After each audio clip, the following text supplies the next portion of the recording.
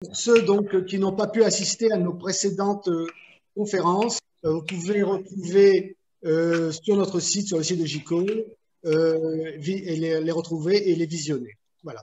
Donc ce soir, 3 semaines après les élections américaines, élections qui ont été suivies de façon très assidue dans beaucoup de pays, et notamment en France et évidemment en Israël, nous avons voulu donc consacrer notre soirée à la situation dans laquelle nous nous trouvons 3 semaines après le résultat de ces élections.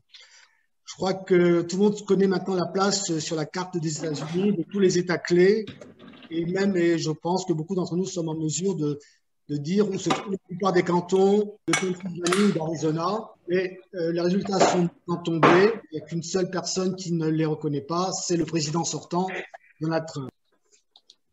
306 votes d'électeurs pour Biden, 232 pour Trump. Ce sont apparemment les résultats finaux. Le dernier recomptage en Géorgie semble avoir confirmé que la Géorgie a voté pour les démocrates. Donc voilà, des élections qui ont été très suivies et qui ont surtout montré en présence 2 Amériques qui s'opposent, et avec une très forte participation, plus de 75 millions pour les démocrates, 10 millions pour les républicains. Jamais jusqu'à aujourd'hui les Américains avaient autant voté. Donc c'est important de comprendre ce que signifie ce vote, ce que signifie cette division des États-Unis, et que, surtout ce que ça laisse augurer de la future administration Biden qui va rentrer en poste à partir du 20 janvier. Donc pour ce soir, nous avons donc invité 2 amis, 2 historiens que nos adhérents connaissent bien pour traiter de ces 2 sujets. Nicole Bacharan, politologue, historienne, spécialiste de la société américaine et des relations transatlantiques.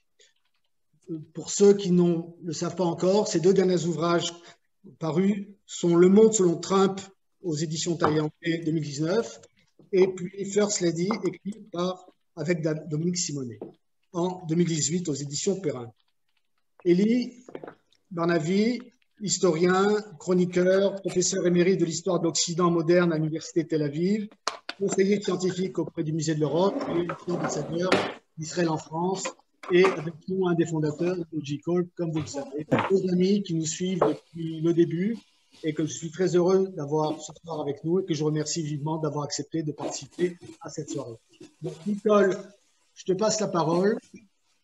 Ton analyse de la situation aux États-Unis. J'étais juste en train de dire merci David, merci de ta présentation et de ton invitation. Je suis ravie de me retrouver avec toi, avec Elie par-delà les mers et avec vous tous pour envisager effectivement l'influence probable de cette élection américaine qui nous a tenus en haleine et qui n'a pas fini.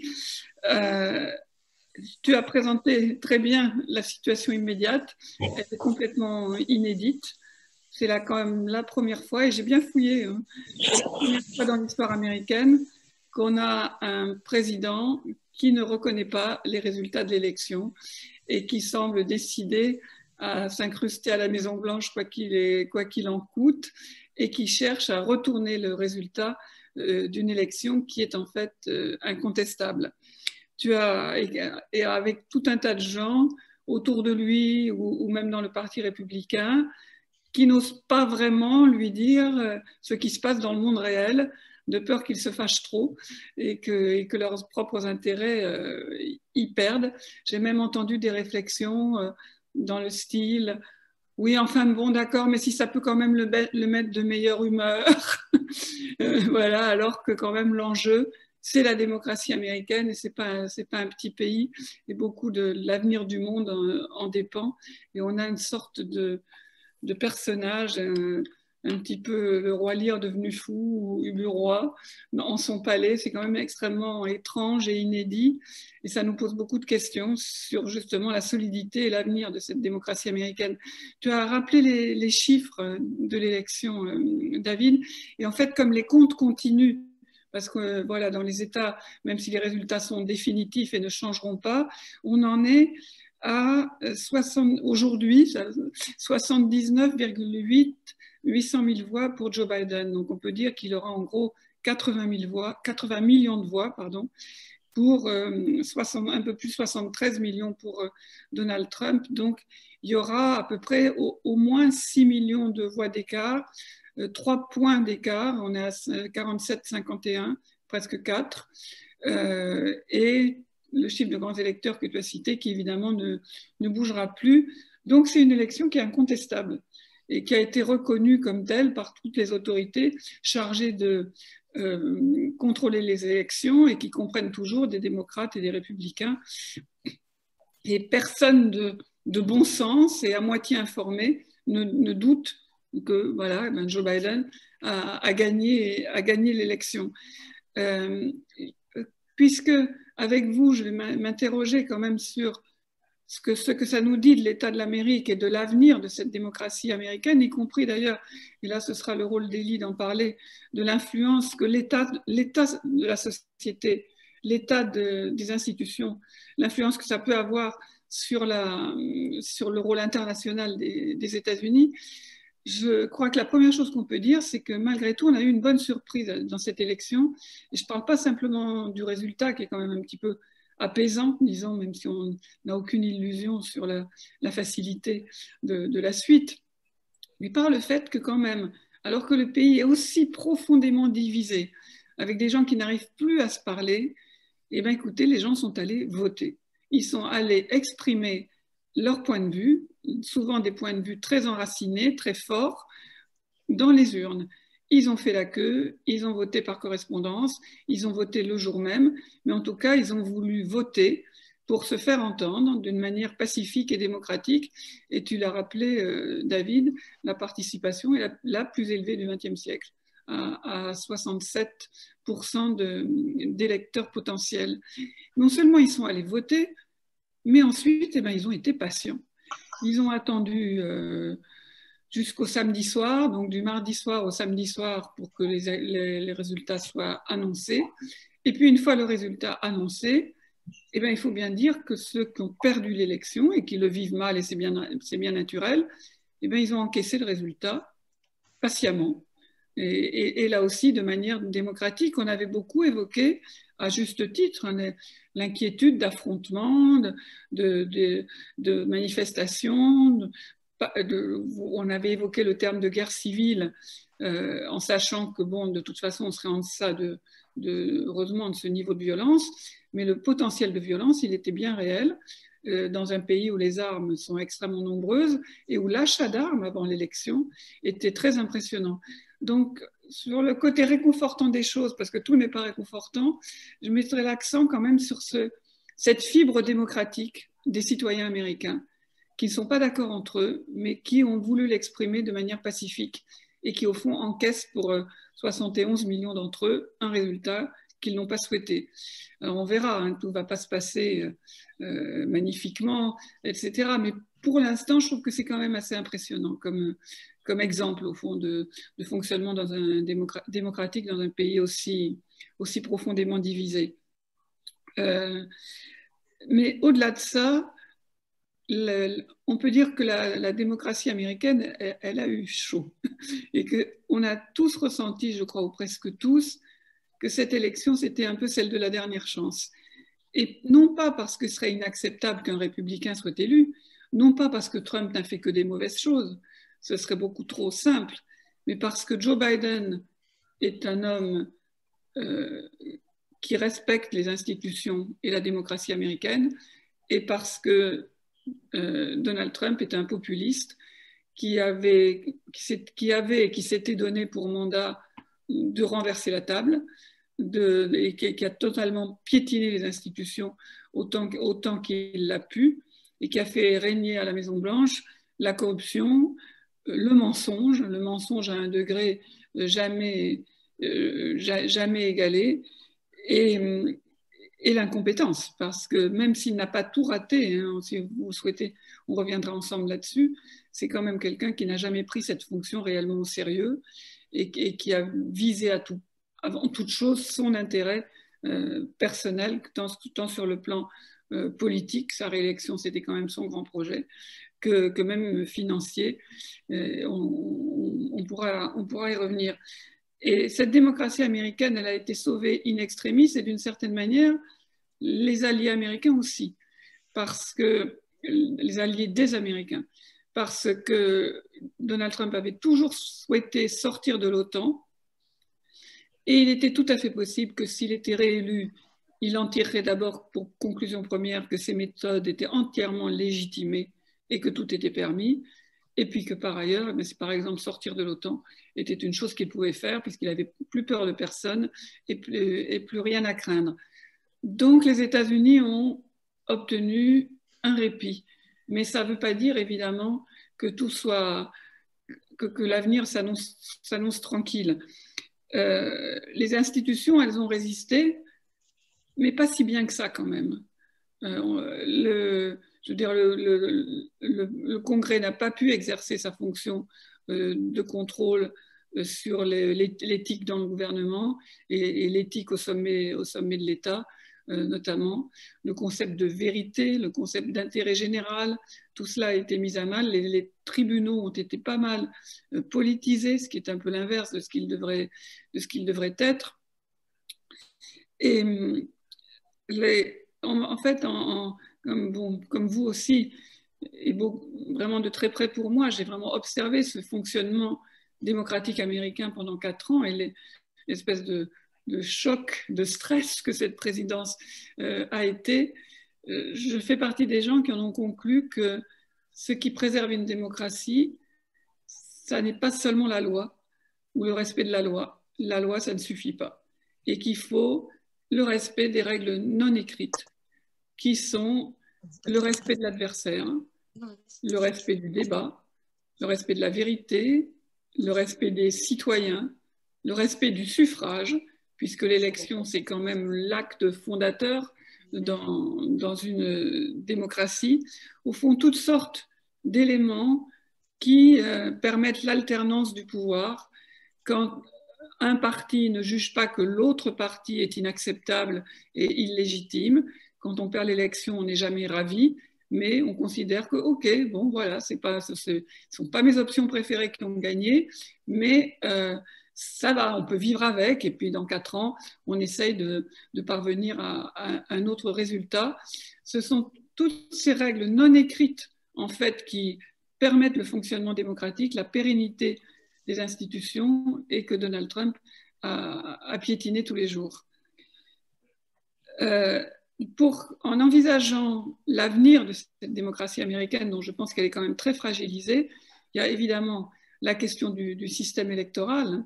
Tu le rappelais, David, on est tous experts maintenant sur les cantons, les comtés, les modes de calcul, les grands électeurs, etc.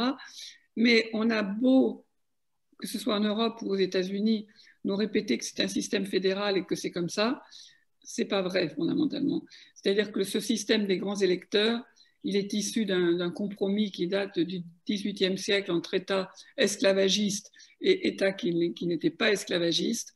Et c'est une côte mal taillée pour préserver les intérêts locaux vis-à-vis des intérêts fédéraux. Et c'est un système qui réellement n'est bien accepté que, et ça c'est la plupart du temps, les deux votes concordent. Quand le gagnant du vote populaire est également le gagnant du collège électoral, dans ces cas-là, il n'y a pas de raison de se fâcher. Et chaque fois que ça n'a pas été le cas, ça s'est fondamentalement mal passé. Il y a eu 5 exemples dans l'histoire, et à part George W. Bush, jamais un président minoritaire, quand il entre à la Maison-Blanche, n'a été réélu. Et le cas de George W. Bush, c'était le cas d'une guerre. On était en pleine guerre d'Irak et beaucoup de gens ont considéré que ce n'était pas le moment de changer de commandant en chef. Donc la question du système électoral, elle ne va pas être résolue. Ce système est irréformable, mais c'est une fragilité quand même pour l'avenir de la démocratie américaine. Par ailleurs, sur l'avenir de cette démocratie pèse le rôle que jouera Donald Trump, non seulement dans les 2 mois qui viennent, mais dans les années qui viennent. Je suis sûre qu'il ne sera pas à l'investiture de Joe Biden, d'autant moins que la cérémonie sera certainement très resserrée à cause du Covid. Et de toute façon, il est hors de question pour lui de faire un rôle de figuration muet et sans avoir les caméras braquées sur lui, ce qui est le rôle du président sortant. Il est juste là pour serrer la main du nouveau en lui disant bonne chance, et toute chose dont Donald Trump est fondamentalement incapable. Mais Donald Trump n'a aucune intention de disparaître du paysage politique. Et donc l'influence pernicieuse qu'il exerce, et il a, on le sait évidemment, de très grands soutiens dans le pays, quelques 73 millions de voix, c'est considérable. Il n'y a pas que des fanatiques de Trump, mais enfin, c'est un électorat très vaste et qui s'est vraiment mobilisé pour lui. Et Donald Trump va rester présent, que ce soit à travers les médias, à travers les réseaux sociaux, et peut-être, il a l'air de se diriger vers ça, l'annonce d'une candidature en 2024 qui aurait déjà pour premier effet d'écraser tous les rivaux potentiels et de maintenir le Parti républicain sous l'emprise de Donald Trump. Quand on voit l'attitude actuelle du Parti républicain, qui est quand même stupéfiante, qui est de ne pas reconnaître le monde réel où Joe Biden a gagné l'élection pour ne pas fâcher le président. Et les intérêts, bon, il y a quelques exceptions, mais elles sont vraiment rares.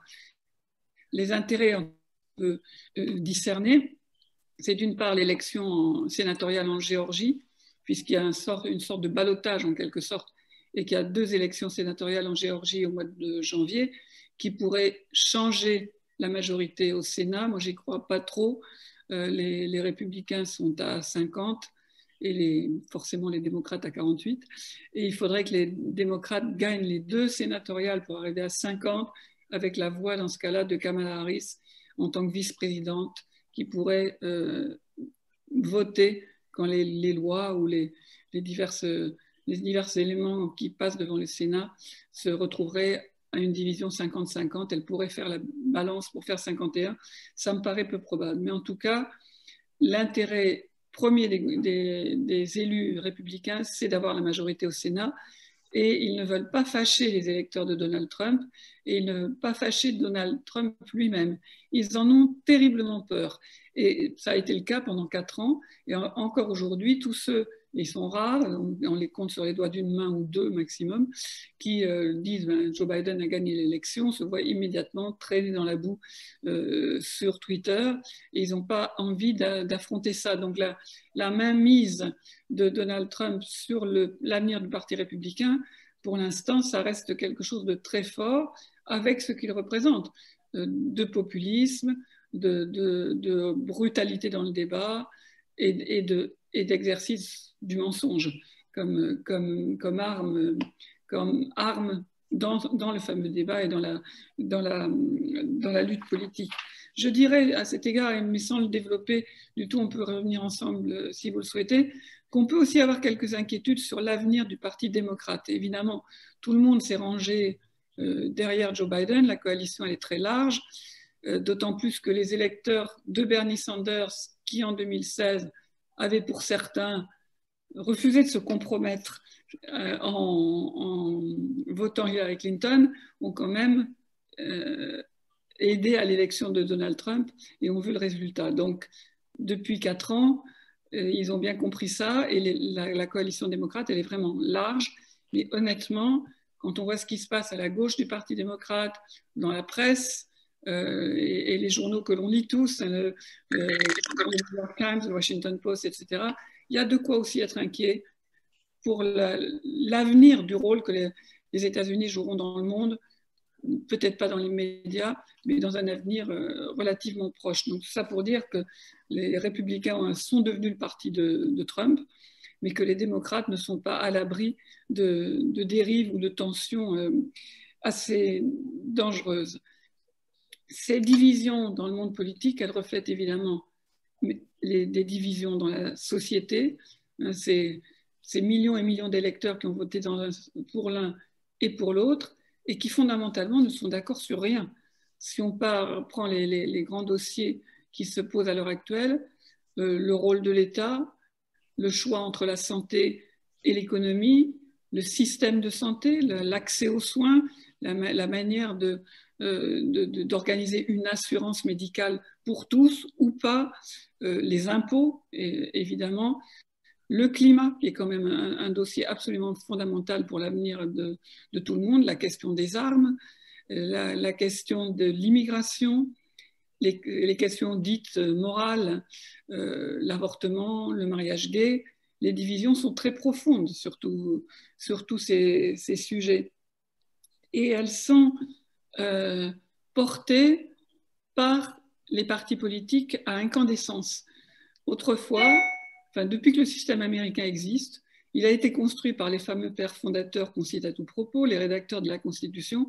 Ce système, il a été construit pour la division du pouvoir horizontale, verticale, dans tous les sens, et que personne ne puisse faire rien sans l'accord des deux autres. Quand on vote le budget et que ça se bloque, par exemple, les fameux shutdowns, ben c'est normal, c'est comme ça que ça marche. C'est quand ça bloque, ça correspond aux intentions des rédacteurs de la Constitution, c'est-à-dire qu'il faut que tout le monde se mette d'accord. Sinon, la loi budgétaire ne peut pas passer. Donc, il faut se mettre autour de la table, il faut négocier, il faut faire un compromis. Et un compromis, ça veut dire que personne n'est très content et que personne n'a non plus tout perdu. Et le but, c'était qu'on reste dans le juste milieu et qu'on évite à la fois la dictature de la majorité, la dictature de la minorité et les extrêmes. Or, on a à l'heure actuelle un monde politique qui, depuis pas mal d'années, tend à... Et là, pour le coup, c'est quand même plus le fait du Parti républicain dans la période récente. Autrefois, on pourrait y revenir, ce n'est pas forcément le cas. Mais depuis les années 90, depuis la présidence de Bill Clinton, depuis évidemment la présidence d'Obama, où ça a été porté vraiment au pinacle, sous évidemment la présidence de Donald Trump, le compromis est devenu pour les élus républicains le mot absolument anathème. On ne fait plus de compromis, on ne fait plus de lois bipartisanes, on ne fait plus de grandes réformes. Le système électoral, de gouvernement ne fonctionne plus ou vraiment à la marge.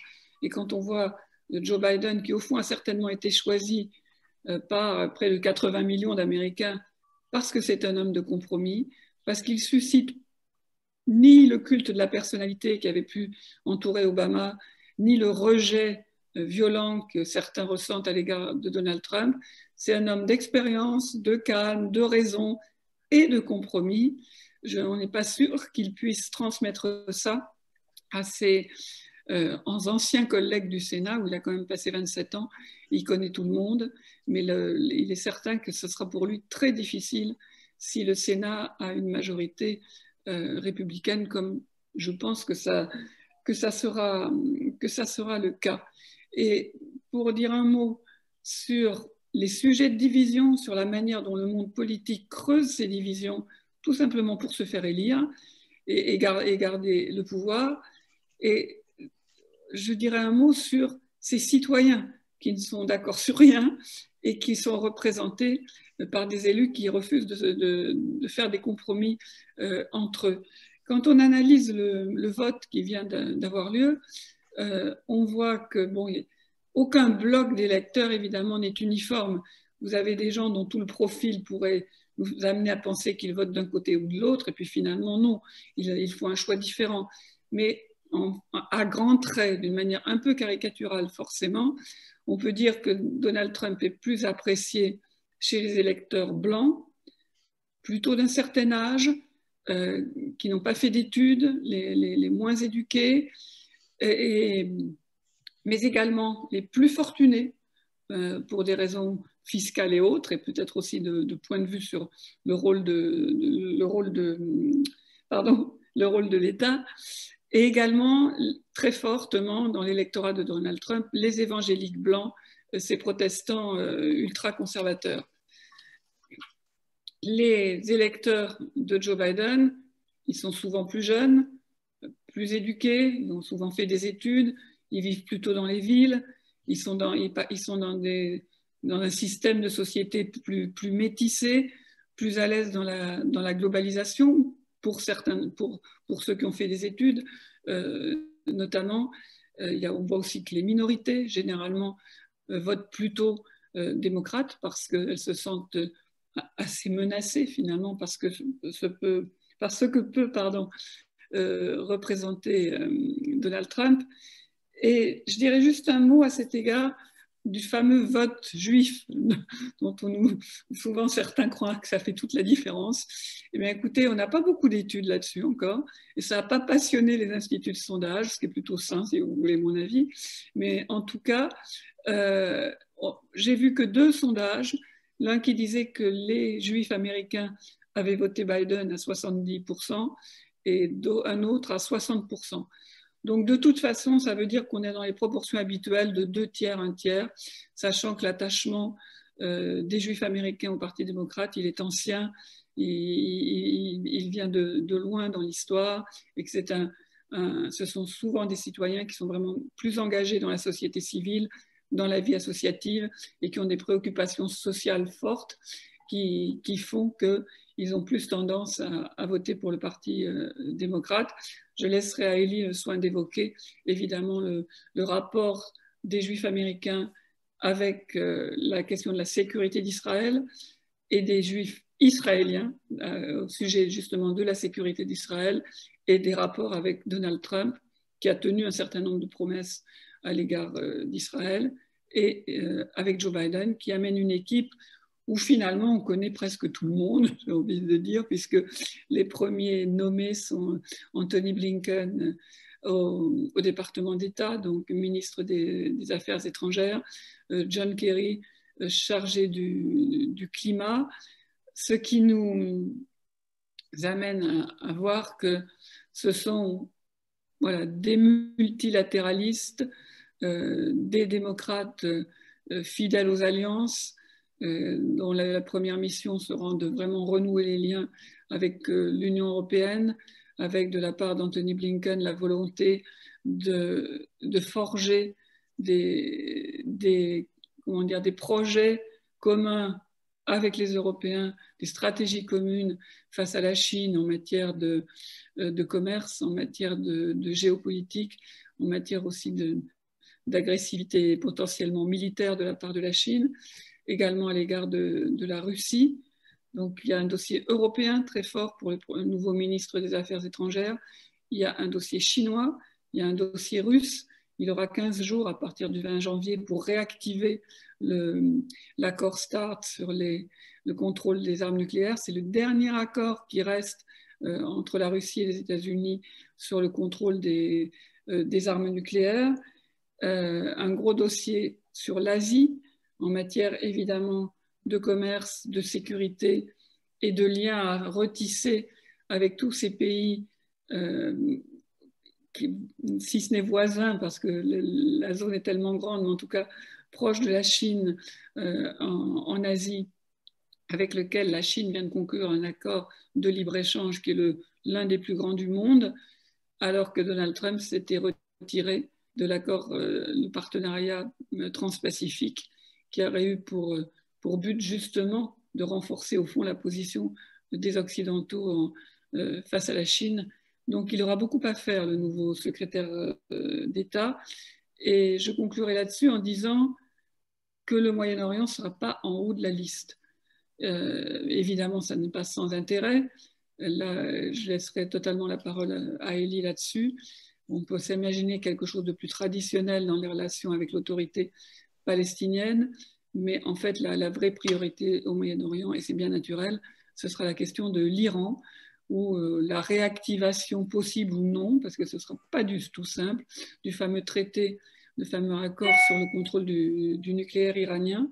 Donc moi, je terminerai juste avec cette remarque, parce qu'en Israël, et Élie est évidemment le mieux placé pour en parler à la fois géographiquement et intellectuellement.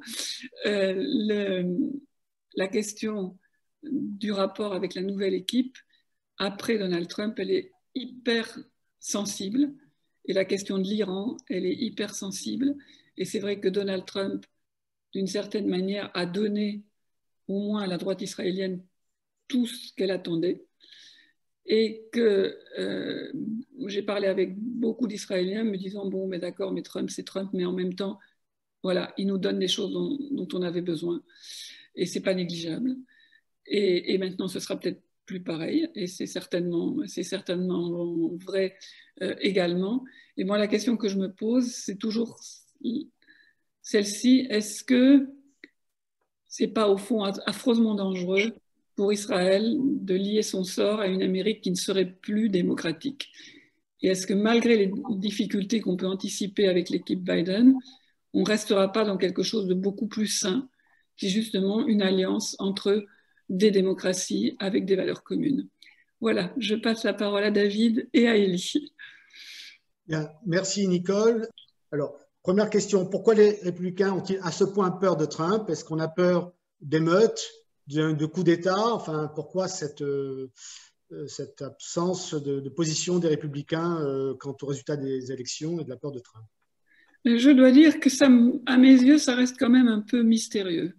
J'ai évoqué évidemment la question des élections en Géorgie, le caractère central de la majorité au Sénat pour les républicains, le fait que Donald Trump a les moyens d'enflammer, de mobiliser un électorat, donc en Géorgie et au-delà, la peur de se couper de cet électorat parce que les républicains n'en ont pas de rechange et que non seulement c'est avec cet électorat-là qu'ils doivent faire, qu'ils doivent bâtir leur avenir, mais que visiblement, c'est un électorat qui s'est enthousiasmé pour Donald Trump. Et je pense que ça, c'est quand même la question principale. Au-delà de ça, il est tout à fait réel que Donald Trump a transformé le parti, justement à cause de son emprise sur l'électorat, que le parti républicain qui était libre-échangiste et à cheval sur les équilibres budgétaires est devenu un pays protectionniste, anti-immigration et qui laisse filer les déficits sans aucune limite et que c'est réellement devenu le parti de Trump avec des divisions, puisqu'il y a des républicains qui ne se reconnaissent pas dans le parti de Trump, qui voudraient revenir à un parti républicain à l'ancienne, au point où on peut se demander si dans quelque temps, il n'y aura pas un tiers parti pour essayer de capter ce qui fut autrefois l'âme du parti républicain. Mais je dois dire qu'au-delà de ça, il y a une peur individuelle, réelle de Donald Trump, de sa capacité à détruire les gens, à les humilier sur le plan, en parlant de leur physique, de leur intellect, de leur bêtise, etc., dans les réseaux sociaux. Voilà, il harcèle vraiment les infidèles, entre guillemets, dans les réseaux sociaux. Donc il y a une peur individuelle de voir sa carrière ou sa réputation détruite en se livrant à un acte de courage, par exemple. Mais c'est vrai que pendant 4 ans, j'ai vu ce parti se transformer en parti de Trump. Et au fond, on a affaire à des gens, pas tous, il y a quelques exceptions, mais encore, on a les noms, je veux dire, ça ne fait pas une foule. Au fond, tous ces gens-là se sont beaucoup humiliés face à Trump. Ils ont encaissé des choses dont ils ont peut-être oublié qu'ils n'auraient jamais dû les encaisser. Et c'est peut-être aussi un peu comme des joueurs de poker qui ont beaucoup misé, beaucoup misé, beaucoup misé, et qui ont du mal à se dire, ah ben non, finalement, on n'aurait pas dû. Et il faut partir, il faut prendre ce qui nous reste et quitter la table de jeu. Donc je crois qu'il y a évidemment la question électorale, la question psychologique, la question de la peur de Trump, mais également peut-être, oui, cet aspect psychologique joue aussi. Deuxième question concerne le Parti démocrate et ce qu'on appelle l'aile gauche du Parti démocrate. Quel est son poids à venir dans la nouvelle administration? Tu sais que, enfin, en Israël, en tout cas, on caricature, je dis bien caricature, cette partie, disons, de la frange gauchiste du Parti démocrate comme étant anti-israélienne. On a même interdit, le gouvernement actuel avait interdit l'entrée d'Israël à 3 représentantes du Parti démocrate élues il y a quelques mois en Israël, parce qu'elle a pris des positions, disons, pour certaines de soutien au BDS, en tout cas de soutien à la cause palestinienne. Donc, quel est vraiment leur poids et quel est est-ce que dans l'administration, tu penses qu'ils seront représentés? Alors, dans les premières nominations que l'on vient d'avoir, ils sont absents pour l'instant. Là, visiblement, Joe Biden choisit vraiment des gens d'expérience et des centristes qui sont en fait autour de lui, ou dans l'administration Obama, un petit peu des anciens des administrations démocrates précédentes. Maintenant, on a 4 à 5 noms de l'équipe future et je sais que la gauche du Parti démocrate fait un peu le siège de l'équipe Biden pour demander des nominations importantes au sein du cabinet. On peut imaginer, par exemple, peut-être que quelqu'un comme Elizabeth Warren, qui a joué un rôle important déjà dans l'administration Obama et qui est une spécialiste des questions de protection des consommateurs dans les banques, comment dire, une spécialiste des faillites d'entreprises et de la manière de les gérer, etc. Peut-être aura-t-elle un poste dans cette administration Biden? Est-ce qu'il y aura un geste envers l'aile gauche? On n'imagine pas une seconde Bernie Sanders au cabinet de Biden, mais enfin, après tout, qu'en sais-je? Je suis plus inquiète de leur rôle à la Chambre des représentants, parce que la majorité démocrate, elle est serrée, et que donc il va falloir négocier avec cette aile gauche, qui certes n'est pas chargée de tous les péchés, mais qui a quand même quelques orientations que moi je trouve inquiétantes. Et là, évidemment, je pense à Israël, parce que j'ai eu la chance de passer pas mal de temps dans les universités américaines, et c'est pas caricatural de dire qu'il y a une montée d'un certain antisémitisme dans pas mal d'universités américaines. Une hostilité à la politique d'Israël qui tombe vite dans autre chose, dans un refus de la reconnaissance des impératifs de la sécurité d'Israël. Et même voilà, sur la question posée de l'existence même d'Israël. Donc je trouve que ça a un poids, et autant je pense qu'il est très important, malheureusement ça se fait guère, mais que les mouvements antiracistes, etc., qui existent en Europe, cessent de transférer directement la situation américaine à la France, par exemple. C'est absurde. Il y a des discriminations en France, bien sûr, mais l'histoire coloniale, l'histoire de l'immigration en France n'a rien à voir avec l'histoire de l'esclavage et de la ségrégation. Évidemment, les couleurs de peau peuvent en donner l'illusion, mais non, c'est pas du tout la même histoire, et les problèmes se posent de manière très différente.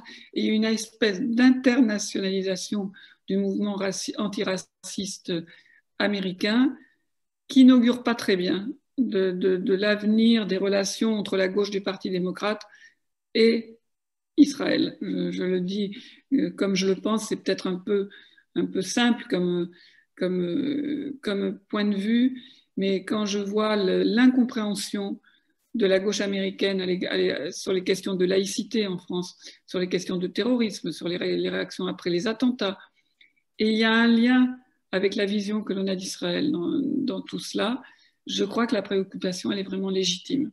Mais bon, l'équipe Biden, à mon avis, et Biden lui-même, évidemment, est au-dessus de tout soupçon là-dessus.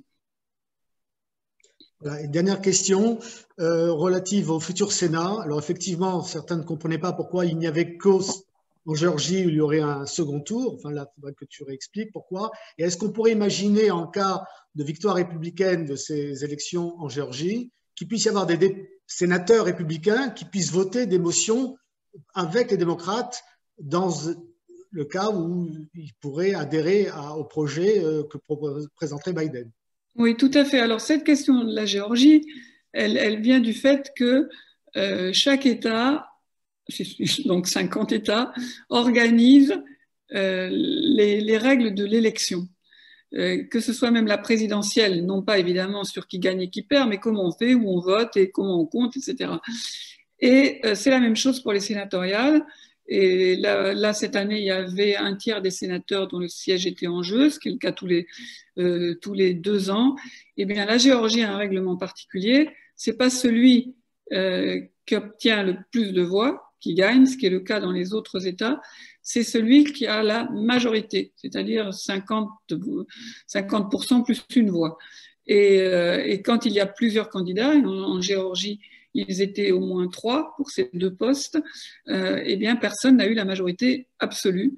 Donc, dans ces cas-là, on fait une nouvelle élection entre les 2 premiers pour qu'il y en ait un des 2 qui ait la majorité absolue. Donc, voilà pour la règle de Géorgie. Et voilà pourquoi ça se produit au mois de janvier et non pas, par exemple, dans la deuxième semaine du mois de novembre, qui était en France, on aurait considéré que c'était une possibilité, mais non, ce sera au mois de janvier. Donc, il y a ces 2 sièges qui sont en balance dans un État qui a donné pour la présidentielle la majorité à Joe Biden, mais quand même, c'est un État qui vote républicain depuis longtemps. La majorité de Biden, elle est nette, mais elle n'est pas gigantesque. Donc, ces deux sièges, ils vont être très, très disputés, en sachant que les républicains vont y mettre tous les moyens, à la fois sur le plan financier et politique, et ils sont très préoccupés de l'attitude de Donald Trump. Soutiendra-t-il ou pas, et comment, les 2 candidats républicains? Donc, c'est de ça dont dépendra la majorité au Sénat. Ensuite, la tradition voudrait que, effectivement, quelques sénateurs républicains puissent se joindre aux démocrates quand ils trouvent qu'une motion, un budget, une confirmation de juge est une bonne chose.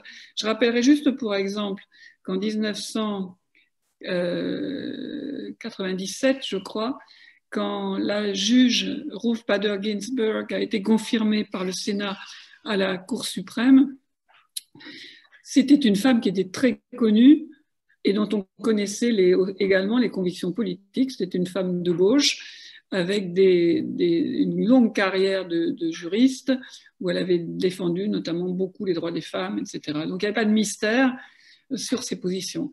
Elle a été confirmée par 96 sénateurs sur 100 parce que c'était une femme tout simplement très compétente. Ce n'est pas des choses que l'on n'a jamais revues depuis. La dernière juge à la Cour suprême, elle a été confirmée par 51 voix, point, avec 2 défections républicaines et pas plus, et 0 démocrate. Le président, enfin le chef en tout cas du groupe des républicains au Sénat, Mitch McConnell, qui est de 78 ans, est d'une dureté incroyable et il a joué un rôle absolument destructeur, mais ravageur sur la capacité du Congrès de gouverner avec une petite marge de compromis. Quand Barack Obama a été élu en 2008, il a dit que son objectif premier, c'était que Barack Obama ne puisse faire qu'un seul mandat. Donc il a tout bloqué, tout. Et là, je veux dire, la confirmation de la juge pour satisfaire à Donald Trump et satisfaire une partie de l'électorat républicain, à quelques jours de l'élection, c'est complètement anathème par rapport à tout le fonctionnement de la démocratie américaine. Donc ça augure vraiment pas très bien. Et la lâcheté actuelle de tant d'élus républicains qui ne veulent pas juste reconnaître que Biden a gagné l'élection, ça n'augure pas très bien de la capacité de compromis. La seule lueur d'espoir, c'est que Mitch McConnell et Joe Biden se connaissent depuis qu'ils ont 30 ans, qu'ils n'ont pas des mauvais rapports personnels. D'ailleurs, Mitch McConnell était peut-être le seul républicain qui a assisté aux funérailles du fils de Biden en 2015, que Biden le connaît par cœur, qu'il connaît tous ses élus du Sénat par cœur, et que là, il y a peut-être quelque chose qui peut se faire, mais avec beaucoup de difficultés quand même. Alors, avant de passer la parole à Elie, juste une question pour toi, pour finir. Est-ce qu'il pourrait y avoir des poursuites judiciaires à l'encontre de Trump sur différentes affaires qui pourraient ressurgir après son départ? Il y en aura de toute façon. Et la seule question, c'est jusqu'à quel point. Tout ce qui relève du fédéral, notamment des affaires de corruption, de profit au service de la présidence, son comportement vis-à-vis de la Russie ou autre, il semble que l'équipe Biden aura à cœur de plutôt calmer le jeu et de ne pas vouloir que tout le mandat soit dévoré par Donald Trump faisant les gros titres tous les jours. Par contre, il y a des affaires comme les affaires de fraude bancaire et de fraude fiscale à New York qui ne disparaîtront pas parce que c'est du local, c'est New York, c'est pas du fédéral, ça ne dépend que des procureurs de New York qui sont vraiment très, très enfoncés dans ces affaires. Et donc, il y aura forcément des poursuites. Il y aura forcément des poursuites judiciaires. L'ampleur, par contre, on ne peut pas le savoir aujourd'hui. Merci, Nicole. Merci à toi. Elie, la parole est à toi pour nous parler de ta perspective de cette nouvelle élection par rapport à la situation au Proche-Orient et de ce qu'on peut en attendre? Bien, bonsoir tout le monde.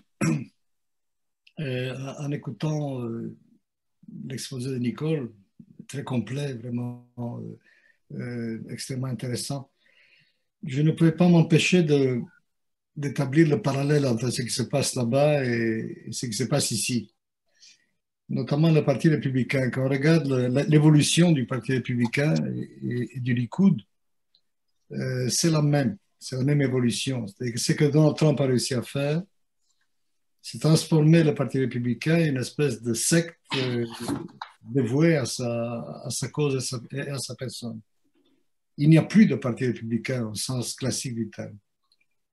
Et c'est ce qu'a fait Netanyahu avec le Likoud. Le Likoud est devenu la garde rapprochée, la chose de Netanyahu. Et lorsqu'une grande partie du gouvernement devient ça, son avenir est compromis tout de même. Je pense que, effectivement, comme Nicole l'a suggéré, qu'il y a une chance, il y a une possibilité que ça se défasse une fois que Trump ne sera plus au pouvoir. Parce que tout de même, Trump à la Maison-Blanche et Trump dehors de la Maison-Blanche n'est plus du tout le même Trump. Et alors, il y aura les affaires judiciaires, y compris d'ailleurs des affaires d'ordre sexuel, ça, et qui risquent de lui faire beaucoup, beaucoup de mal. Il y aura une espèce d'acharnement contre lui maintenant, et nul ne peut savoir comment ces choses-là vont se terminer. Alors ici, Trump a été, la défaite de Trump a été un coup terrible pour Bibi et pour le Likoud. Ils essaient de faire contre une mauvaise fortune bon cœur. Lui, Netanyahu se prévaut d'une longue amitié avec Biden, ce qui est vrai. Mais ça a été pour lui quelque chose d'extrêmement douloureux. Et Nicole évoquait les cadeaux que Trump a fait à Israël. En fait, Trump a fait des cadeaux au Likoud. Il a fait des cadeaux à la droite. Rien de ce qu'il nous a donné, sauf la facilitation des accords de normalisation avec les pays du Golfe. Tout le reste, c'est du pipeau, si vous passez l'expression. Tout est du symbolique. Et le véritable saccage, là où il nous a vraiment affaiblis, c'est en défaisant en quelque sorte le système international démocratique qui est pour Israël le meilleur soutien.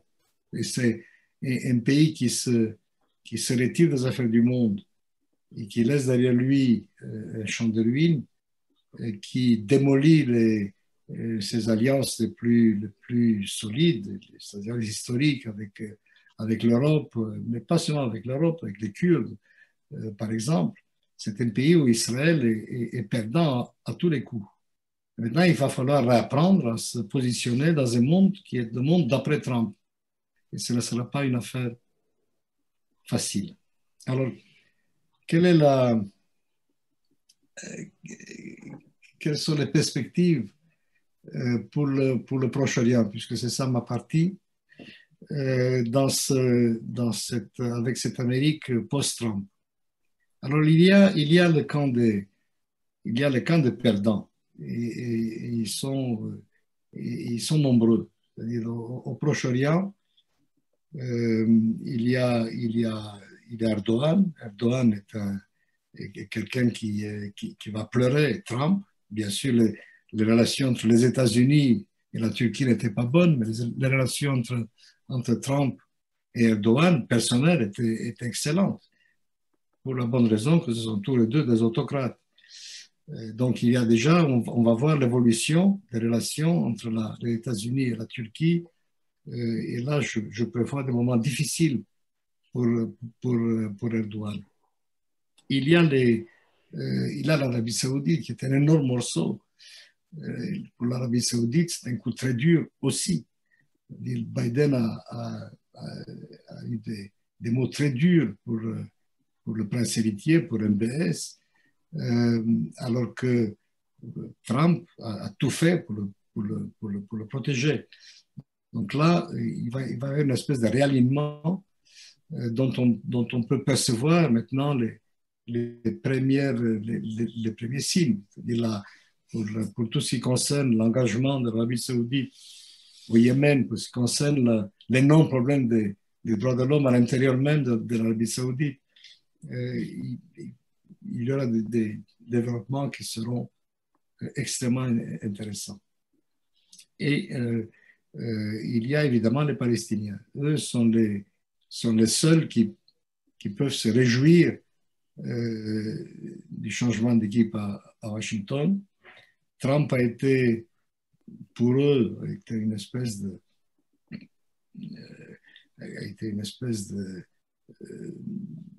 de fleur de Dieu, si je puis dire. Trump leur a coupé les vivres, il a supprimé la représentation palestinienne à Washington, il a supprimé le consulat américain à Jérusalem qui servait d'ambassade auprès des Palestiniens. Tout cela va être rétabli. Ça, c'est facile à faire, ça sera fait très rapidement. Alors, je suis d'accord avec l'idée que le Proche-Orient, et notamment le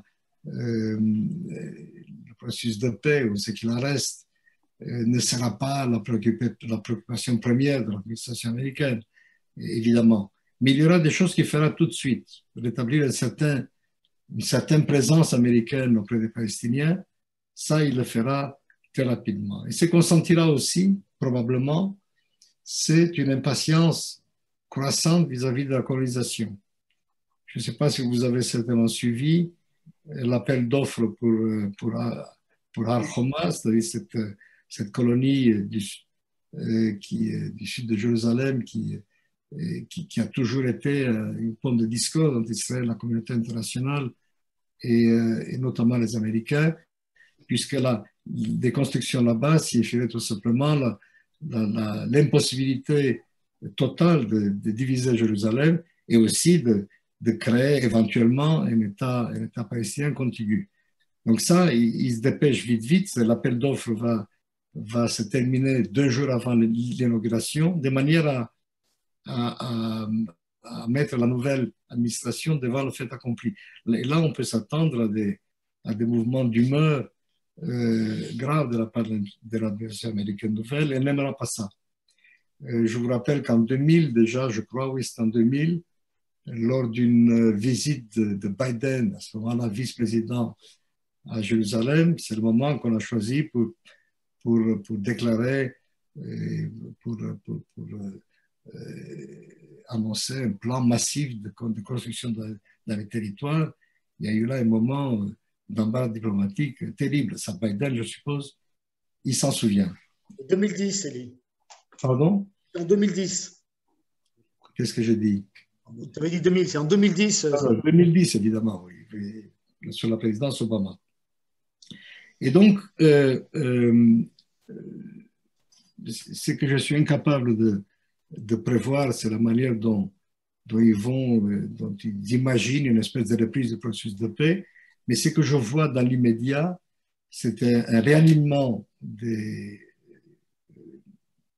la carte proche-orientale selon une configuration plus classique américaine et mondiale. Il faudra oublier les cadeaux, les implantations redeviendront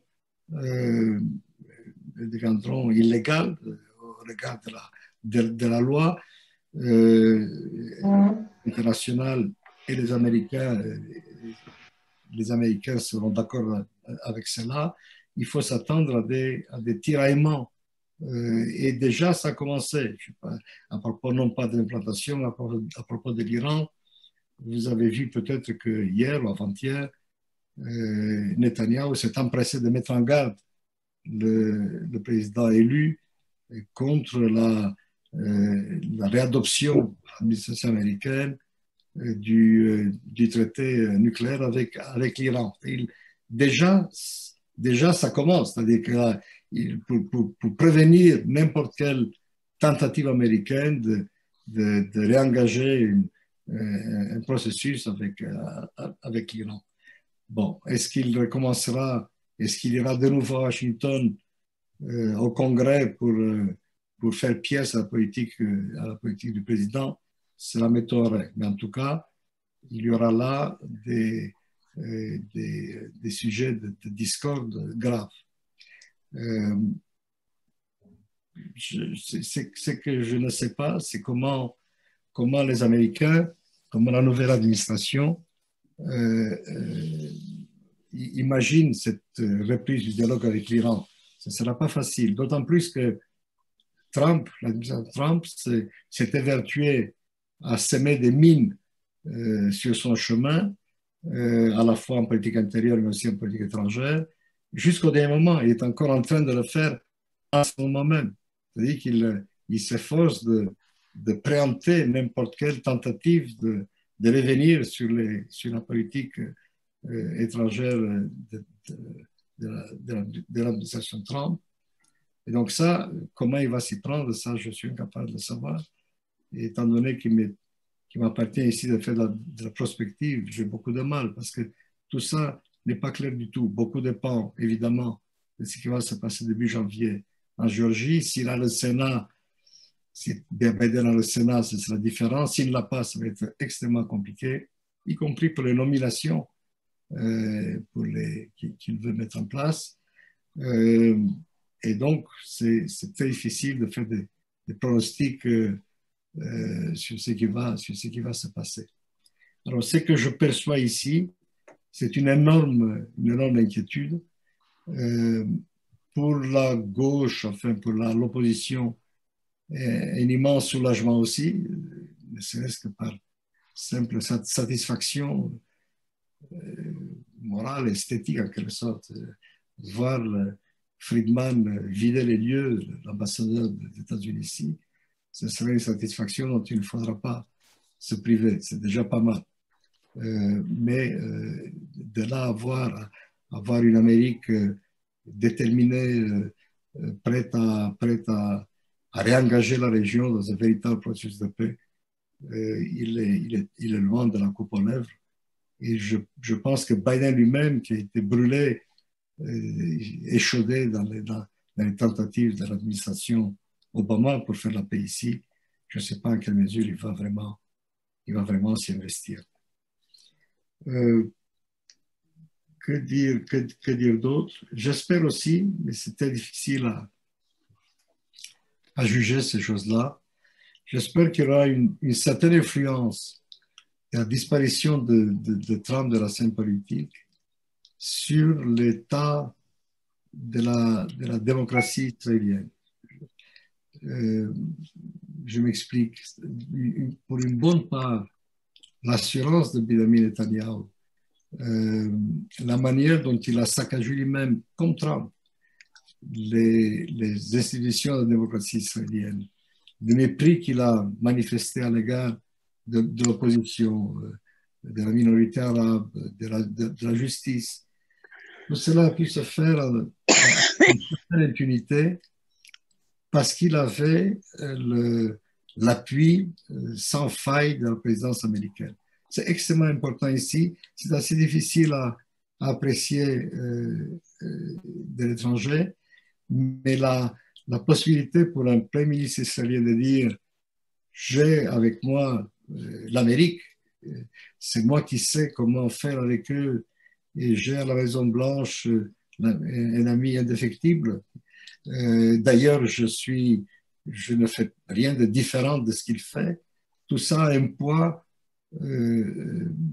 politique et moral considérable. Quand ce ne sera plus le cas, ça va être beaucoup plus compliqué. Et là, il va falloir suivre au jour le jour la politique israélienne, non seulement la politique étrangère d'Israël, mais la politique intérieure, pour voir quel sera l'impact de ces changements d'équipe à Washington.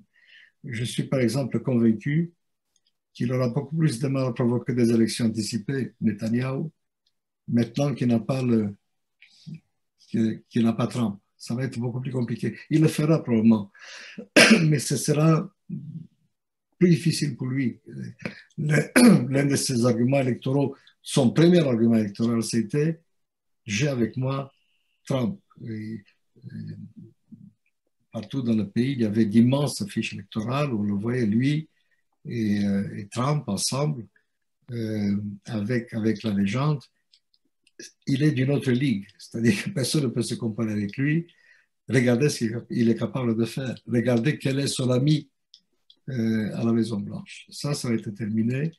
Et ce serait intéressant de voir quel impact cela aura effectivement sur la scène intérieure, sur la scène intérieure israélienne, et aussi sur la manière dont la gauche, ou ce qu'il en reste, le centre-gauche, l'opposition, prendra appui sur ce changement d'équipe pour avoir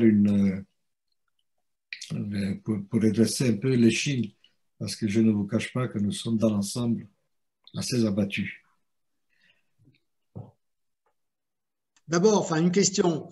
Les accords quand même signés avec les Émirats, avec le Bahreïn, le Soudan à venir, le voyage de Netanyahou, dont on parle dans la presse depuis 48 heures en Arabie Saoudite, tout ça, ça met en place une nouvelle réalité. En quelle mesure cette nouvelle réalité régionale va influencer ou peut influencer une politique vis-à-vis de l'Iran de Biden? Alors ça, c'est donné, ça, on ne reviendra plus là-dessus. Et je pense que dans l'ensemble, il faut s'en féliciter. S'il y a quelque chose que je reconnais, quelque chose de positif que je reconnais à Trump, c'est d'avoir facilité ça. Et ça, c'est important. Je sais qu'il y a à gauche, il y a des esprits chagrins qui disent mais on a laissé de côté les Palestiniens, c'est une mauvaise affaire, toute cette paix n'est pas une véritable paix. C'est tout qu'on fait un mauvais coup contre la paix, contre la possibilité d'une paix avec les Palestiniens. Moi, je ne suis pas de ce parti-là. Je crois que toute avancée avec un pays arabe est bonne à prendre. C'est une bonne chose. Ça ouvre des perspectives, y compris d'ailleurs sur le plan palestinien. Et donc, je crois que ça, cet ensemble de processus de normalisation, il est là pour rester. Biden ne viendra pas là-dessus, évidemment. Et je pense que c'est un cercle qui peut encore s'élargir. Évidemment, pour tous ces autocrates, puisque pour l'instant nous n'avons affaire qu'à des autocrates, pour eux, Trump était un allié intéressant. Et la normalisation avec Israël était censée leur ouvrir les portes de la Maison-Blanche. C'est pour ça qu'il faisait ça. Et les arsenaux de la Maison-Blanche. Est-ce que Biden fera de même? C'est difficile à savoir. J'ai déjà dit que pour l'Arabie Saoudite, par exemple, ce sera beaucoup plus compliqué. Mais je pense que c'est là, il y a un élan qui ne va pas s'arrêter. C'est-à-dire que quel que soit l'occupant de la Maison-Blanche, on peut imaginer que le cercle de la reconnaissance d'Israël va s'élargir. Et encore une fois, je pense que c'est positif. Ce que Biden pourrait faire, c'est non pas conditionner les accords d'Israël avec les pays arabes par la reconnaissance du problème palestinien, mais c'est de réintroduire par ce biais la question palestinienne. Ça, c'est une possibilité. Et s'il le fait, ce sera excellent. Je pense que ces pays arabes seront contents d'entrer dans ce jeu. Que fera Israël dans ce cas-là? C'est une autre affaire. Il semble que les Palestiniens l'ont anticipé puisqu'ils ont repris depuis quelques jours la coopération militaire avec les Israéliens. Ils ont accepté aussi que leur soient versés les impôts que Israël a retenus, enfin la TVA que Israël a retenue. Ça montre bien une nouvelle approche de l'autorité palestinienne vis-à-vis d'Israël depuis l'élection de Biden. Disons qu'ils se sont servis de cette élection pour descendre d'un arbre où ils se sont perchés de manière très imprudente. Ils avaient besoin de faire ça. C'est-à-dire la coopération sécuritaire n'est pas bonne pour Israël, elle est bonne pour eux aussi. C'est un intérêt palestinien important. Et de la même manière, ils sont étranglés financièrement, ils avaient besoin de cet argent. Et donc, ils se sont servis de ce prétexte pour on va dire, pour reprendre cet argent qu'il a là de toute façon et pour reprendre la coopération sécuritaire. Alors, ils pensent que par ce biais, ils pourront aussi recommencer une sorte de processus de paix, recommencer une négociation avec Israël. C'est de ça qu'il s'agit. Ce qu'ils ont fait jusqu'à maintenant, c'est dans l'ordre des choses. Ils l'auraient fait à la longue de toute façon, ils ne pouvaient pas faire autrement. Est-ce que l'élection de Biden permettra aussi, par cette espèce de début de détente, à réamorcer un processus de paix?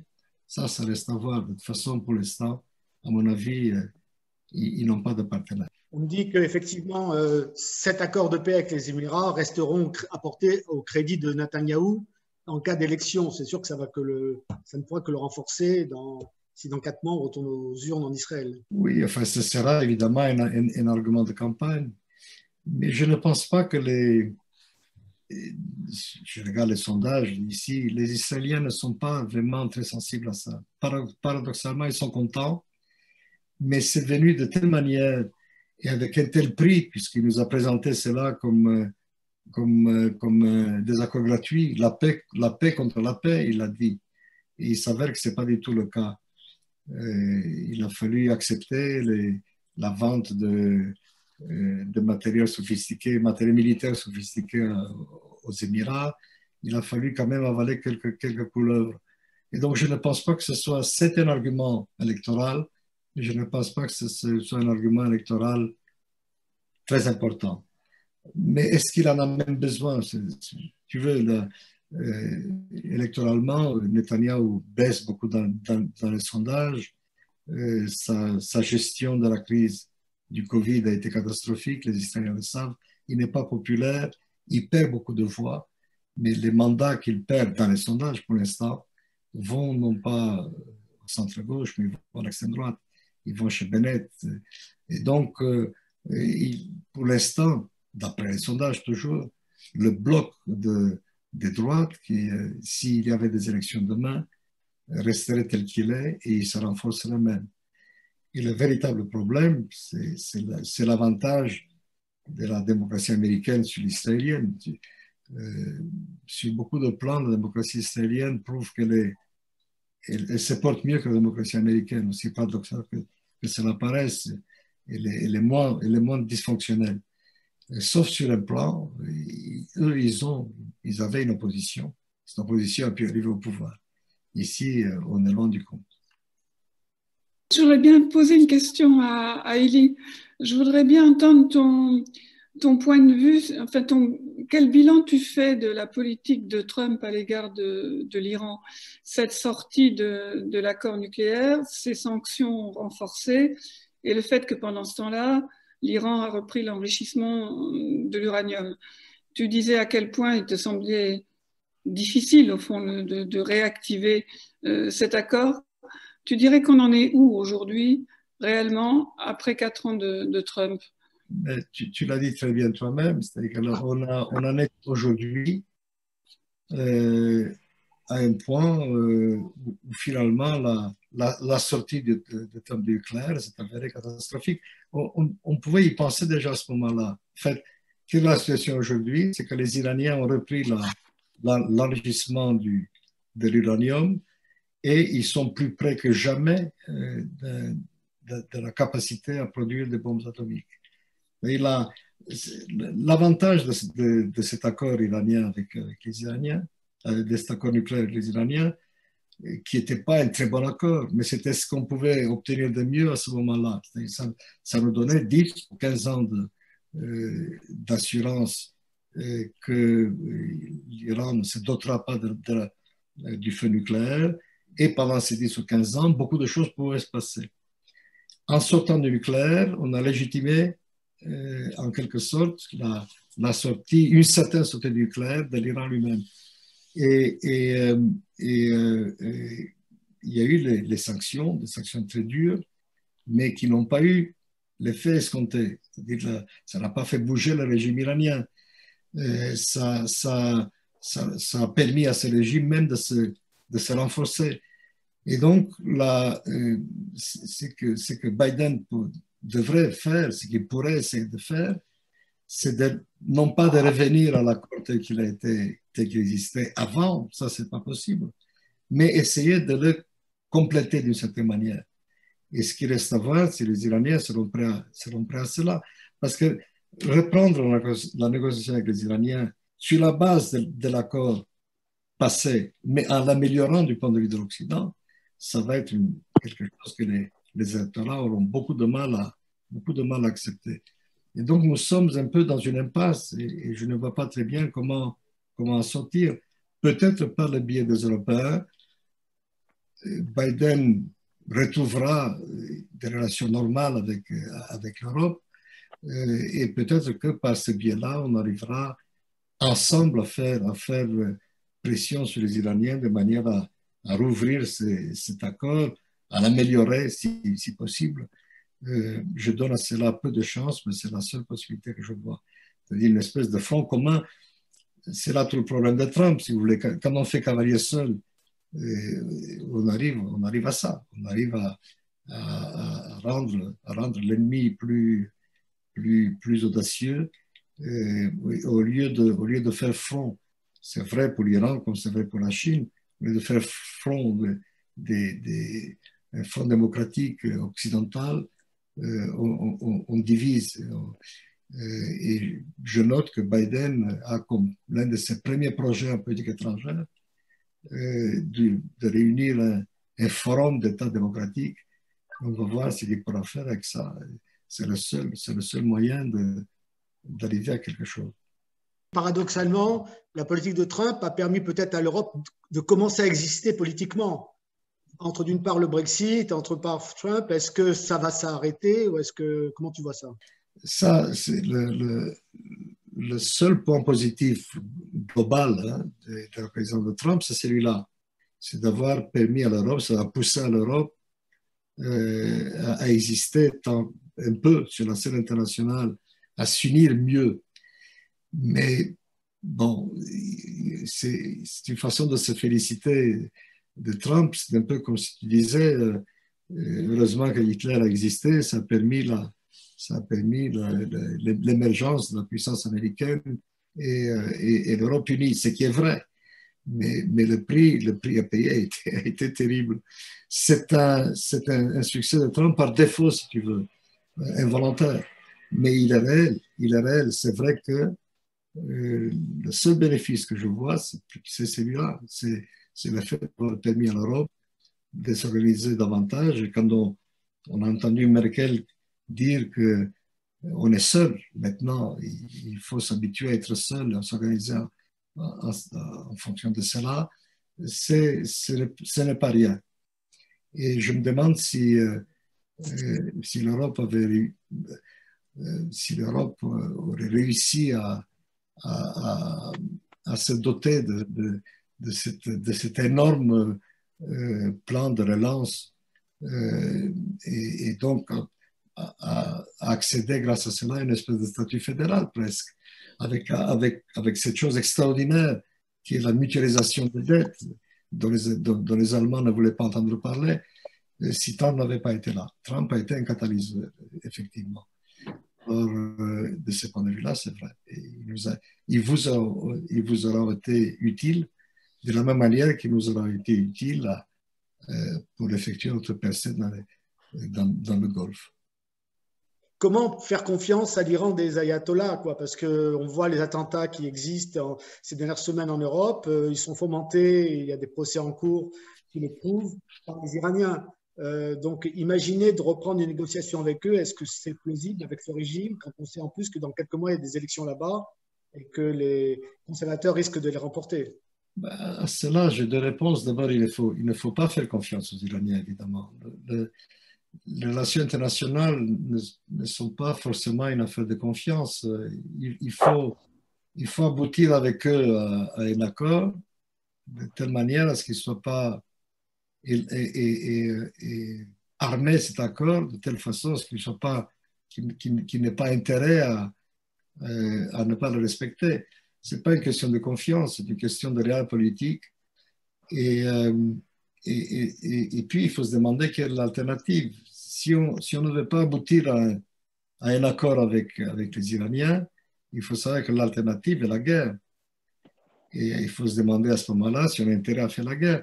Moi, je ne suis pas pacifiste, je ne suis pas hostile à la guerre par, par principe. Je n'aime pas la guerre, mais je pense que parfois elle est nécessaire. Et là, mais il faut savoir que une guerre contre l'Iran aurait un coût épouvantable. Donc, tant que l'on peut éviter cela, par des accords aussi imparfaits soient-ils, mais qui permettent quand même un contrôle, disons, satisfaisant, je pense qu'il faut choisir ce thème-là. C'est pour ça que j'étais partisan de l'accord iranien de 2015, bien que j'ai vu, évidemment, comme tout le monde, ses faiblesses.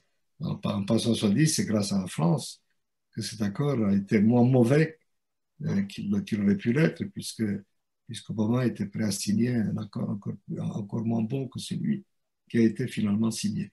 Et donc voilà l'alternative. L'alternative, c'est soit un accord pas bon, mais acceptable, vivable, ou la guerre. À l'époque de cet accord, la majorité de l'establishment militaire israélien l'avait soutenu. Absolument. De la même manière que l'establishment sécuritaire israélien refusait de faire la guerre, que Netanyahou était prêt à faire. Netanyahou, qui d'ailleurs, je m'empresse de dire, n'est pas un va-t-en guerre d'habitude. Mais là, il est tellement obsédé par l'Iran qu'il était prêt, il avait préparé une opération militaire contre les Iraniens.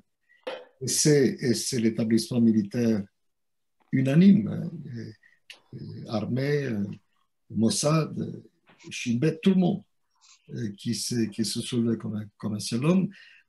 Eux étaient conscients du prix que cela allait avoir, pas seulement compris en vie humaine, puisque les Iraniens n'ont pas de capacité militaire à résister à un assaut occidental, américain, israélien. Ils ne peuvent pas. En revanche, ils ont des capacités de riposte asymétriques qui sont considérables. Et donc, il y avait un prix en vie humaine et puis il y avait un prix politique, puisque une guerre contre les ayatollahs resserrait la population iranienne autour des ayatollahs, donnerait un nouveau souffle au régime, alors que le régime est, comme on le sait, extrêmement impopulaire. Dernière question pour toi, Elie. Les difficultés que va rencontrer sur le plan fédéral Biden, s'il n'a pas le Sénat avec lui, évidemment, est-ce que ça ne va pas affaiblir sa politique étrangère, qui est déjà affaiblie par la politique menée par Trump au Moyen-Orient vis-à-vis de l'Iran? Et que pourra faire Israël dans ce cas-là face à un Iran éventuellement renforcé? Toute politique étrangère, ça on le sait depuis l'école historique, l'école française de la relations internationales, toute politique étrangère est de la politique intérieure. Évidemment, plus il sera à l'aise en politique intérieure, plus il pourra faire des choses en politique étrangère. C'est tout ce qu'on peut dire. Et que tant qu'on ne sait pas quelle sera la configuration, moi je suis plutôt optimiste dans ce sens où je ne crois pas que l'impact de Trump, l'influence de Trump après les élections, d'un Trump tout de même battu, qui n'est plus au cœur du débat américain, qui aura perdu son arme favorite, qui est Twitter. Je ne pense pas qu'il aura autant de capacité de nuisance que ce que l'on dit, que finalement Biden sera un président, un réel président. Il pourra gouverner. Maintenant, quelle marge de manœuvre il aura, c'est impossible à prévoir. Alors, Jean-Pierre Filiou a écrit aujourd'hui dans Le Monde, dans son blog, un article sur Biden et rappelle qu'il s'était trompé pendant la guerre en Irak. Il avait préconisé d'abord il avait soutenu Bush dans ce choix de s'engager. Il avait ensuite soutenu une solution de partition de l'Irak en État chiite, État kurde, État sunnite. Enfin, il avait soutenu Maliki quand Maliki avait été Premier ministre, a été nommé en Irak avec les conséquences que l'on sait, avec la montée de Daesh. Enfin bon, il y a un certain nombre d'éléments, en tout cas dans le passé, qui prouvent qu'il y a eu aussi certaines erreurs dans ces choix-là. Oui, c'est vrai. Non, tout ça est vrai. Et j'ai envie de dire, les erreurs du passé ne garantissent pas les erreurs du futur. Je vois pas bien qui a su ce qu'il fallait faire avec l'Irak une fois que la guerre a eu lieu, et la proposition de Biden, qui était d'ailleurs aussi celle d'Anthony Blinken, donc nouveau secrétaire d'État, de partition de l'Irak, a été refusée. Joe Biden avait voté l'autorisation du recours à la force en 2002, qui n'était pas totalement l'autorisation d'entrer en guerre, mais bon, ces subtilités, elles se sont perdues dans le déroulement de l'histoire.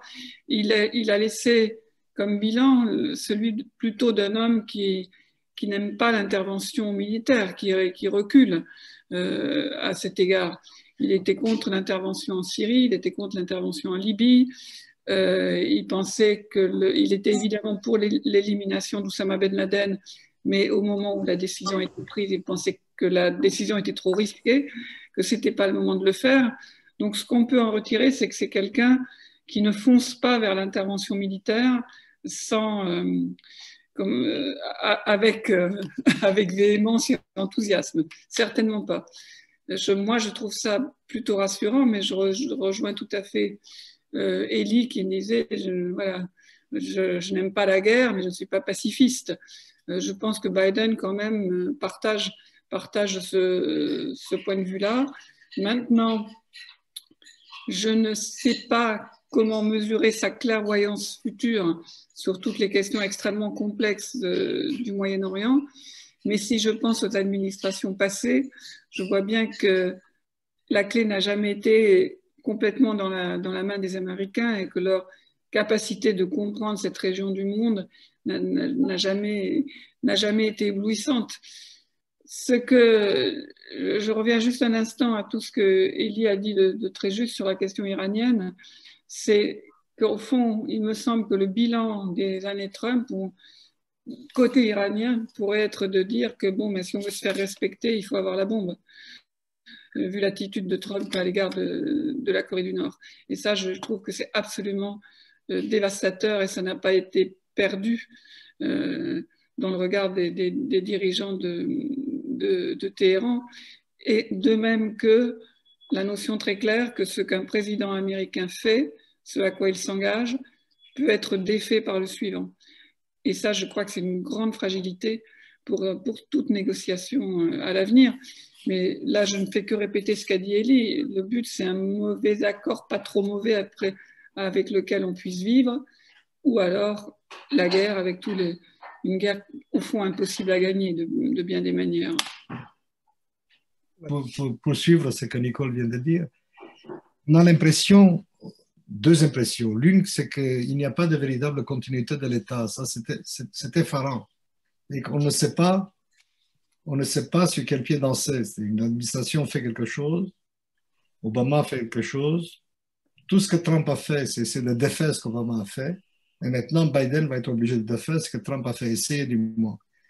Et une grande puissance ne peut pas agir de cette manière-là, parce qu'elle crée de l'incertitude, et elle crée de l'incertitude surtout chez les alliés, et c'est dramatique.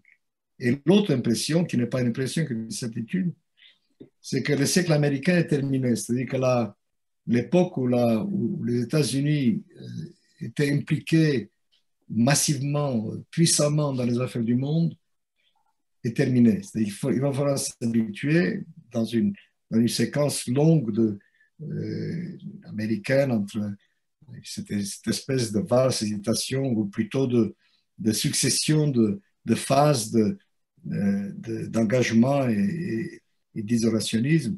On est entré, je pense, quelle que soit l'administration, quelle que soit la couleur de l'administration, on est entré dans une phase longue d'isolationnisme américain. Il faudra s'habituer à cela. Il faudra que l'Europe y réfléchisse, parce que l'Amérique ne sera plus là pour tirer le ballon du feu aux Européens. Et il faudra qu'au Proche-Orient, on s'habitue à cela. Et donc, quel que soit, évidemment, Biden n'est pas Trump, hein, il ne va pas déchirer les traités, il va pas sortir de l'OTAN, mais il ne sera pas non plus un président extrêmement interventionniste. Il n'aime pas ça.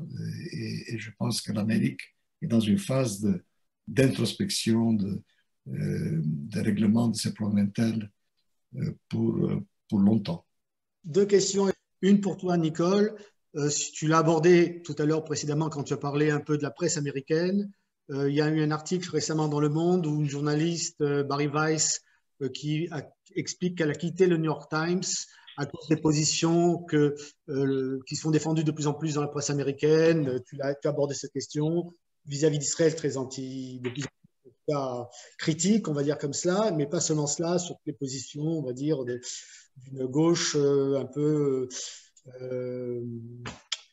bon, enfin, qui ne comprend pas du tout la problématique que nous avons, nous, en Europe, par rapport aux questions d'immigration, etc., qu'il aborde en comparant la situation américaine. Alors, cette question-là sur cela. Et puis, Elie, l'impact sur la gauche israélienne de l'élection de Biden, quand même. La gauche et au centre-gauche, on va dire. Et on terminera là-dessus. Alors, Nicole, s'il te plaît. Oui, moi je vais être brève là-dessus. Il y a une incompréhension totale entre la gauche américaine telle qu'elle est représentée dans la presse, mais aussi à travers les universités américaines, qui sont quand même aussi un lieu où ces débats se développent, vis-à-vis de la situation en France et de la question du terrorisme et de l'islam, de la laïcité, etc. Il n'y a pas de dialogue possible. Moi, c'est un dialogue que j'ai essayé d'engager avec des universitaires et des responsables américains depuis longtemps. C'est impossible. À partir du moment où on commence à expliquer comment ça se passe en France, comment on voit les choses, même sans aucune passion, parce que le sujet n'est jamais simple, le rideau tombe, vous êtes qualifié de raciste et de xénophobe. Voilà, c'est aussi brutal et simple que ça. Et le Washington Post, le New York Times, qui sont des journaux que je lis depuis que je suis adolescente, sont sur des pentes très dangereuses. Les pentes de refus du débat au nom de vos origines ethniques ou religieuses. C'est tout. Vous n'avez pas droit au chapitre si vous êtes, aux yeux de cette culture-là, représentant d'une catégorie blanche, masculine. C'est encore pire, mais bon, les femmes ne sont guère loin derrière. C'est un vrai problème. Je ne peux pas dire que ça n'existe pas, mais je peux encore moins dire qu'on en voit la fin. C'est quelque chose qui est en train de se développer et de prendre de l'ampleur. Et dans les universités américaines, vous avez toutes ces situations où le débat est refusé parce qu'il heurte la sensibilité. À partir du moment où on heurte aucune sensibilité, à mon sens, il n'y a aucun débat. Et la question de la liberté d'expression, qui est évidemment pour les points de vue que l'on trouve déplaisants, parce que sinon, pourquoi diable faudrait-il protéger cette liberté d'expression? Tout cela est totalement incompris aux États-Unis par rapport à la vision que l'on peut en avoir, notamment en France, qui n'est pas la vision européenne en général. Et bizarrement, on retombe dans une intolérance puritaine à l'égard des bonnes et des mauvaises opinions. Et tu as remarqué, David, et je suis sûre que tu n'es pas le seul, que les attitudes à l'égard d'Israël sont extrêmement, extrêmement liées à ça. L'hostilité à l'universalisme issu des Lumières, aux États-Unis, pays quand même de la liberté d'expression, du premier amendement et des Lumières, c'est quand même quelque chose de renversant et de très dangereux. Oui, c'est la cancel culture. Exactement.